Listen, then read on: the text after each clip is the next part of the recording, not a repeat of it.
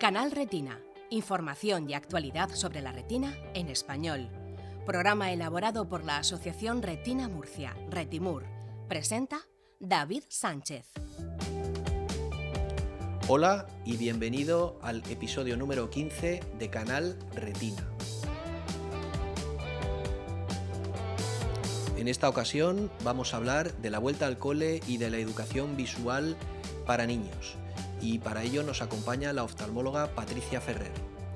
Pero antes, déjame que te recuerde dónde puedes escucharnos y vernos, que es en www.canalretina.org y también en las plataformas de podcast, iVoox, Apple Podcast, Spotify y también ahora en Google Podcast. Y puedes, si así lo prefieres y si tienes visión, puedes vernos también en nuestro canal de YouTube de la Asociación Retina Murcia, Retimur, en la lista de reproducción Canal Retina.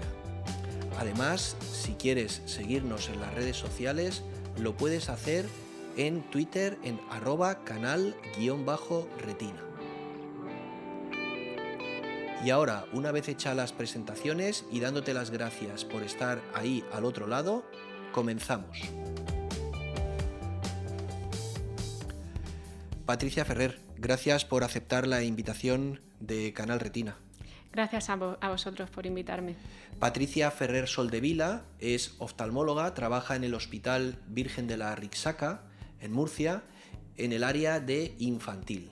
Y nos acompaña hoy para hablar de la vuelta al cole y la educación visual en niños. Uh-huh.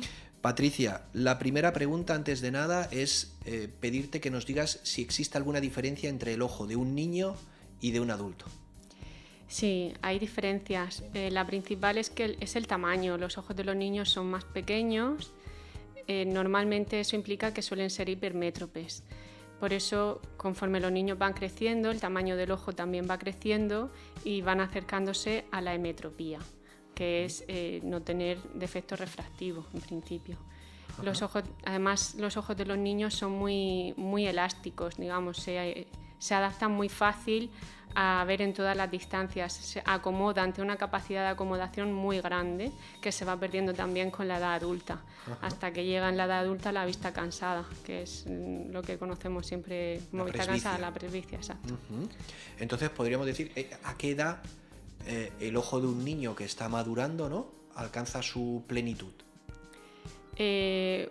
Alcanza un ojo normal, digamos, lo normal es que los niños tengan entre unas 2,5 dioptrías de hipermetropía. Uh-huh. Y a los 6-7 años ya se considera emétrope, uh-huh. Normalmente ya llega al valor cero. Tener un valor cero es muy raro, normalmente uno tiende más a hipermetropía o a miopía, pero bueno, uh-huh. Más o menos a esa edad. Eso no implica que no vean bien antes, sí. Eso... es lo que he dicho antes, los ojos son tan elásticos que se amoldan muy bien y alcanzan muy buena visión, aunque tengan dioptrías. Claro. Además, es muy subjetivo, ¿no?, saber lo que es ver bien o no ver bien. Es decir, si has visto siempre de una manera, y entiendo que los niños van creciendo, pues bueno... Claro, progresivamente van viendo mejor. Claro. Uh-huh. Este episodio se va a emitir en septiembre de 2020, pues con la vuelta al cole aquí en España y en plena pandemia de COVID-19. ¿Los ojos de los niños se pueden educar de alguna manera Yo creo que hay que tener buen hábito visual. Hay que intentar que los niños cojan buenos hábitos, como en todo, ¿no? En la comida, pues igual en actividades visuales. Es indudablemente mejor que los niños estén jugando en la calle, que hagan deporte al aire libre, a que estén con tablet, tele, ordenador, porque eso realmente se ha visto que está muy relacionado también con el incremento de la miopía. Uh-huh. Entonces, ¿qué pasa? Que luego, también tienen que estudiar, eso lo podemos controlar poco. Y cuando ya tienen que estudiar mucho, pues lo que se recomienda es que tengan buena distancia a la lectura, que es 33 centímetros más o menos, uh-huh. Buena luz, buena postura, que sigan una buena higiene visual. Digamos. Tal y como apuntabas, la miopía está creciendo muchísimo. Es una pandemia realmente. Ajá. Bueno, dentro del grupo de las distrofias retinianas, la miopía magna, es decir, ¿cuándo se considera una patología miopía magna? ¿Por encima de cuántas dioptrías? Por encima de 6, normalmente. De 6 dioptrías ya es una miopía magna y hay que llevar bastante cuidado. Sí. Muy bien. A los niños se someten a revisiones médicas durante su crecimiento, evidentemente también en el aspecto visual. ¿Qué pruebas diagnósticas hay que hacer para diagnosticar y qué se puede diagnosticar en un niño de forma precoz relacionadas con la visión, como por ejemplo son las distrofias retinianas? ¿Qué tipo de revisiones se llevan a cabo y qué se puede hacer? Normalmente los niños hacen su revisión con el pediatra, la revisión visual a los 4 años. En esa visita solamente, lo que consta es la agudeza visual. Intentan hacerla bien, ¿no? Primero un ojo, luego otro, pero realmente es una exploración muy básica. En cuanto tienen alguna duda de si ha habido mala colaboración o alguna trampilla, ¿no? Suelen derivarlo al oftalmólogo. Ajá. Pero deberían también los pediatras insistir o de cara a los padres también, un poco dar los signos de alerta, ¿no? de que puede ser que algunos niños no vean bien, sobre todo en los cambios de luz-oscuridad, que tenga un cambio en el comportamiento al entrar a una habitación oscura, que se pare, que se caiga, que le moleste mucho la luz brillante. Esos son signos de que puede haber algo más. Son señales de alerta que nos indican que algo pasa, ¿no? Algo puede ir mal, sí. En este sentido, déjame que te puntualice, en la región de Murcia, en el año 2019, el año pasado, tanto desde la Consejería de Salud como desde nuestra asociación, se ha incidido mucho en este tema, que evidentemente para mejorar lo que es el diagnóstico precoz en el tema visual, pero claro, con todo el tema del COVID ha quedado pues todo bastante parado de momento. Vamos a confiar en que la pandemia pase y en que nos permita continuar con la vida normal.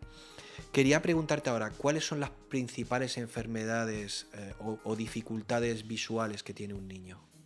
Bueno, lo más normal son los problemas refractivos, ¿no? La miopía, la hipermetropía sobre todo y el astigmatismo. Eso es lo más frecuente en una consulta de oftalmología. Luego ya, pues un poco en función de la edad, los niños muy chiquititos pueden tener problemas de la obstrucción del lagrimal, que es una patología que se resuelve muy rápidamente, o sea, normalmente de manera espontánea, y si no, pues con un sondaje de la vía lagrimal es algo que se resuelve normalmente. Luego en los niños también muy chiquititos, ¿no? Hablamos de bebés, hay que descartar, aunque son patologías muy poco frecuentes, pero descartar las cataratas y el glaucoma congénito, porque eso son patologías que va a implicar mucha repercusión visual. Quería preguntarte, en este sentido, a nivel de recién nacido, etcétera, ¿existe alguna posibilidad o hay algún diagnóstico de alguna enfermedad que tenga que ver con la retina, que pueda ser glaucoma congénito, en cierto modo? Bueno, el glaucoma siempre tenemos ahí ese... que va más relacionado quizá con el nervio óptico, pero a nivel de retina en principio son invisibles a la detección de una revisión. Es raro tan pequeñitos que se diagnostique, bueno, a no ser que sea una retinopatía del prematuro, ¿vale? Ajá. Que ya vaya un poco en ese contexto, pero si no es raro encontrar alguna patología retiniana así de inicio. Vale. Al hilo también, de lo que... bueno, sí, dime.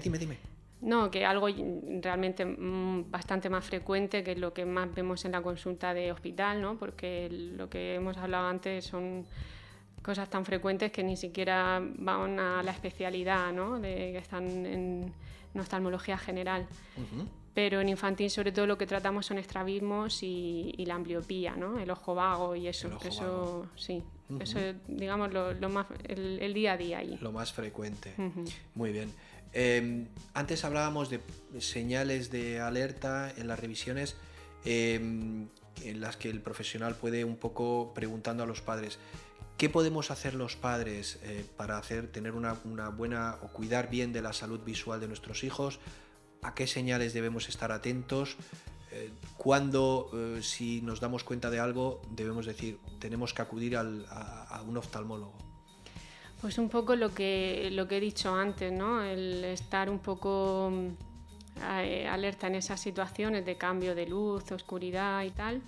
Y luego también los niños muy pequeños que normalmente tienen un círculo muy, muy próximo de desarrollo, no se suelen quejar de mala visión porque no son conscientes de ello, ¿no? Entonces un poco ver si se frotan mucho los ojos, si guiñan, si se quejan de cansancio cuando están trabajando, o sea, pintando y haciendo sus tareas. Un poco esos son los síntomas. Muy bien. Relacionado con lo que estabas hablando ahora, con el cole, un defecto visual de un niño, evidentemente entiendo que afecta en su aprendizaje. No sé con qué herramientas cuenta pues un oftalmólogo para ayudar a ese niño. Evidentemente, me imagino que con la corrección mediante lentes, pero además en el centro escolar, ¿qué se puede hacer para ayudar a ese niño que tiene dificultades visuales para que, bueno, pues su aprendizaje no se vea perturbado por tener un problema visual? A ver, siempre hay que, cuando hay un fracaso escolar, ¿no? Problema en el rendimiento escolar, hay que ver si hay algún problema visual, algún déficit, porque es evidente, ¿no? Que un niño que no ve bien la pizarra o no puede leer bien un libro no va a aprender lo que le corresponde, ¿no? Entonces, una vez que se evalúa eso, se pone la corrección con gafas, o hay veces que las gafas no son suficientes y que si tiene un problema más severo, por ejemplo en patología de retina, pues necesita una ayuda, ¿no? Instrumental, como de baja visión, como lupas o lamparitas o algo. Y bueno, un poco adaptar también el sitio de trabajo, ¿no? O ver ese niño en qué sitio de la clase se puede sentar, cerca del profesor, cerca de la pizarra, las condiciones de luz, eso también es importante. A raíz de esto último que estás comentando, ¿qué es mejor tener? ¿Una buena iluminación natural? Natural, sin duda. Mejor que la artificial. Y sí. En el caso de tener la artificial, ¿qué tipo de luz es quizá la mejor para tener una vista relajada, que no se vea afectada? Pues se está viendo que la luz LED es peor, sobre todo en miopía, en la progresión de miopía. Eso es la última tendencia. En cuanto a lo demás, no afecta que la luz sea más blanca o más amarilla. No, si un niño... En principio que haya buenas condiciones de luz para poder ver bien, pero no... Vale. Comentabas antes el uso que está cada vez más extendido de pantallas, bien sea con teléfono móvil, bien sea con tablets, los propios ordenadores portátiles, televisiones que la gran mayoría de niños tienen ya en su habitación. Limitar el número de horas, imagino que es primordial para evitar lo que tú comentabas de la miopía. Sí, y la que pandemia de la miopía. A ver, eso la verdad que los padres suelen estar muy agobiados con ese tema de cuántas horas llegan a la consulta, cuántas horas le digo a mi hijo que vea la tele. Pues yo le digo ninguna, ¿no? O sea, por mí ninguna. Claro, o sea, yo solo puedo decir claramente, por mí ninguna. Ahora ya negocia tú con él. Claro. O sea, quiero decir, los padres tienen que implicarse mucho en ese tema.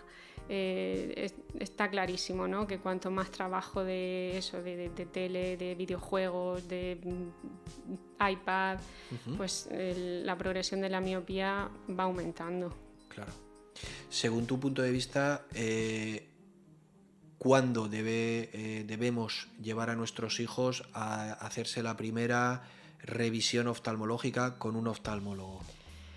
A ver, para mí, yo a mis hijos ya los he visto, o sea, yo creo que la revisión de los 4 años sería conveniente que la viera un oftalmólogo. Es quizá el punto de partida, ¿no? Donde podemos detectar evaluar cosas y... Por evaluar ciertas cosas que en una revisión de un pediatra es inevitable, o sea, no tienen esos recursos ni el material para verlo bien, ¿no? Yo creo que a los 4 años es una buena edad. Y antes, incluso, si en la familia hay antecedentes de ojo vago, de estrabismo, o si hay algún signo, como hemos hablado antes, de alerta que nos pone un poco en sospecha de que pueda pasar algo, ¿no? Entonces, en ese caso sería algo inmediato. Claro, todos los que somos papás y que sufrimos alguna degeneración retiniana, evidentemente desde el minuto cero estamos alerta con este tema y tratamos de tener visitas oftalmológicas periódicas para comprobar y para ver, ¿no? Y sobre todo si encima no se tiene un diagnóstico genético que nos diga pues el patrón de herencia, etcétera. Evidentemente ahí estamos mucho más angustiados hasta que en llega... ese sentido.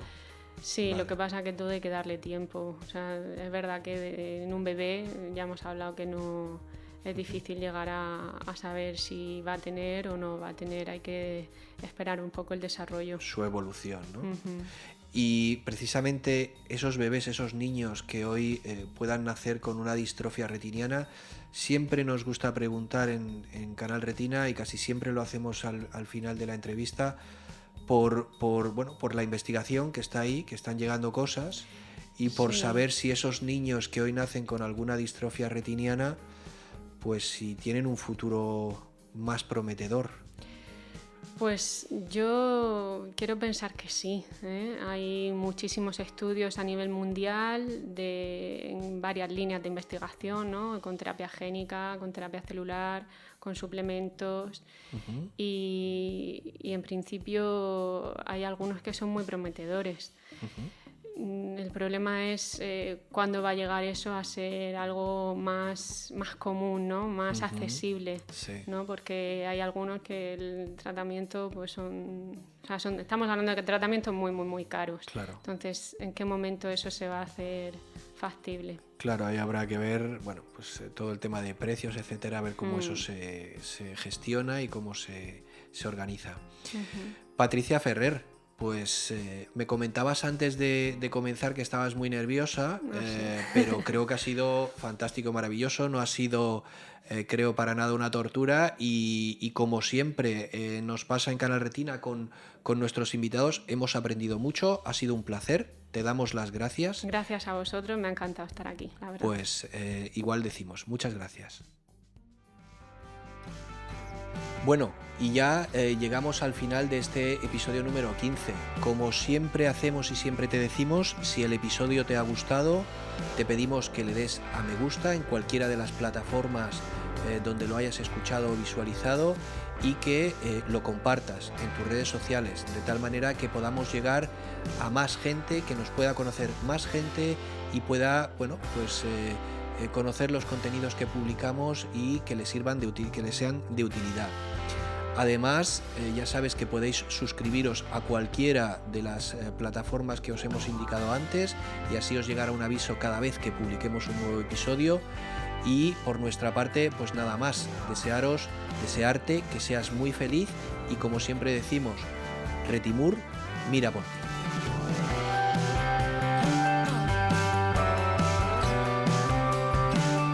Este podcast se ha producido con la colaboración de Novartis.